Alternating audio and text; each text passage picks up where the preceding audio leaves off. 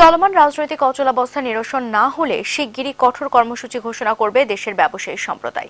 এক্ষেত্রে প্রধানমন্ত্রী শেখ হাসিনা এবং বিরোধী দলীয় নেত্রী বেগম খালেদা জিয়ার বাসভবনের সামনে অবস্থান ধর্মঘট করার পরিকল্পনার কথাও জানান তারা।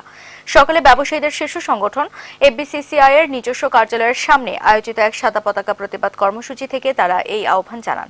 দেখুন আমিনুল মজলিসের রিপোর্ট।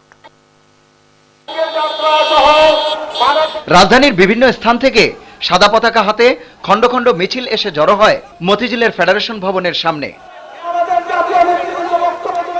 এফবিসিসিআই এর উদ্যোগে আয়োজিত এই কর্মসূচিতে ব্যবসায়ীরা স্লোগানে স্লোগানে জানান দেন নিজেদের অবস্থানের কথা।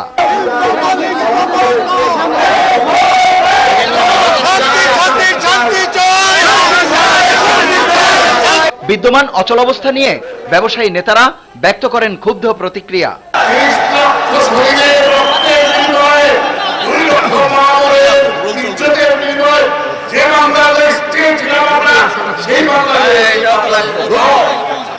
আজকে অন্তত আমাদের দাবিটা অবরোধের কথা চিন্তা করুন।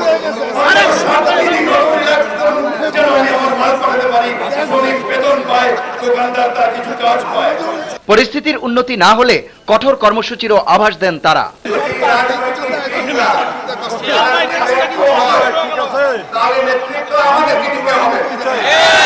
আজকে সাদা পতাকা পরার পরেও যদি সমস্যার সমাধান না হয় তাহলে পরবর্তী সময় আমরা মাননীয় প্রধানমন্ত্রী মাননীয়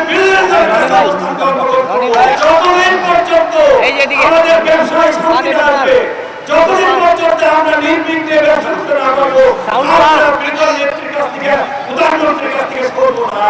সমাবেশ থেকে সাবেক এফবিসিসিআই সভাপতি আব্দুল আউয়াল মিন্টুর নিঃশর্ত মুক্তি দাবি করেন বক্তারা। আমিনুল মজলিস, মাই টিভি, ঢাকা।